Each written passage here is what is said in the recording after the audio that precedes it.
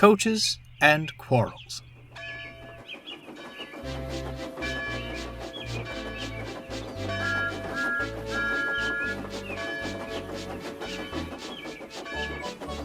Everyone on the island of Sodor knows that wherever Thomas goes, Annie and Clarabelle go too.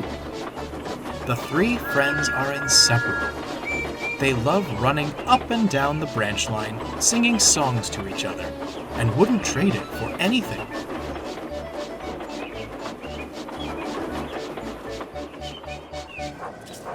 On the main line, change was afoot. Sir TheFattHatt was testing a new stopping service. Rather than changing trains, passengers wishing to travel on the branch lines were designated certain coaches.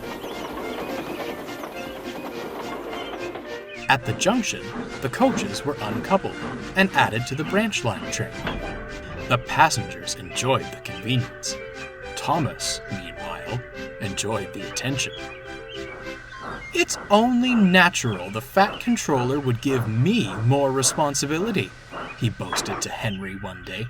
Given how well I run the branch line, I'm surprised he didn't do it sooner. You do know he's running the same service on Edward's branch, don't you? Asked Henry. Thomas wasn't listening. He coupled his coaches to Annie and Clarabelle and hurried away. Do come along, we shan't be late. Do come along, we shan't be late, he sang. We're coming along, we're coming along, Annie and Clarabelle answered. The other coaches remembered Thomas from his days as station pilot. Soon, they were telling him all about their journeys along the main line. Annie and Clarabelle wanted to sing more songs, but Thomas was too enthralled in the other coaches to notice. Later, Thomas shunted the coaches to the carriage shed, then stopped for a rest. As he slept, Annie and Clarabelle conversed. Why don't we have any stories to tell? Annie wondered. We do, replied Clarabelle. Only, they're all about Thomas. Going fishing. Losing our guard, Annie added. Racing Bertie, finished Clarabelle. Wonderful stories, mind you, but... Oh, we were merely along for the ride, Annie sighed. It would be nice to go on the main line again, smiled Clarabelle. Who knows what we'd see nowadays? At that moment, Thomas awoke. So, I'm not good enough anymore, is that it? What nonsense! You're not fit for the main line nowadays. Annie meant to tell Clarabelle they weren't fit for the main line anymore, but Thomas's words infuriated her. We're quite fit, thank you. Besides, it would be nice to go with the other engines. Perhaps they wouldn't ignore us. Thomas was shocked. Well, fine, he huffed. I'll just take other coaches. And that was how it was. The next day, Annie and Clarabelle were added to James's stopping service, and Thomas used two of the old coaches. They said nothing to each other as they left the junction. At first, things went well. Thomas felt pleased. Do come along, we shan't be late, he sang.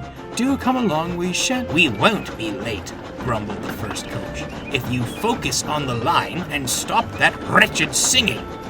The second coach muttered in agreement. Thomas was speechless. As they approached Terrence's field, Thomas whistled gaily to the tractor. Not long after, Bertie rolled past, and Thomas whistled again. For goodness sake, grumbled the first coach. How many whistle boards are there on this branch line? I was only saying hello, Thomas cried. No time for those sorts of pleasantries on the main line, retorted the second coach. Not when there's a timetable to keep to. Thomas's heart sank. This wasn't what he'd expected at all.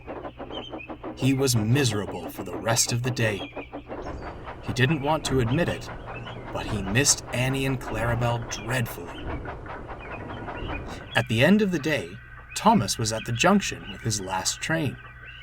He was having a drink and feeling quite down when Henry fussed in.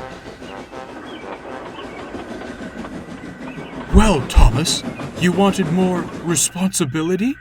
Be a responsible engine then, and take these coaches back." Thomas looked up. At the rear of Henry's train were Annie and Clarabelle. "Silly things haven't stopped singing all day. Do come along or you'll be late. I've been on time all day, thank you." Thomas couldn't help but laugh. At once, he coupled the old coaches to Henry's train and took Annie and Clarabelle away. Henry huffed off indignantly. "I'm sorry, you two," said Thomas sadly. "I shouldn't have been so rude. My day has been—" "Dreadful," interrupted Annie sadly. "Ours too." "We missed you dearly," added Clarabelle. "Those mainline engines treated us awfully. Some adventure that was." "Disgraceful," huffed Thomas. "They should be so lucky to have you on their trains." The three friends stopped. Then they laughed. It was good to be together again. Thomas still takes other coaches along his branch line, but Annie and Clarabelle stick close behind him. They still bicker, as good friends do from time to time.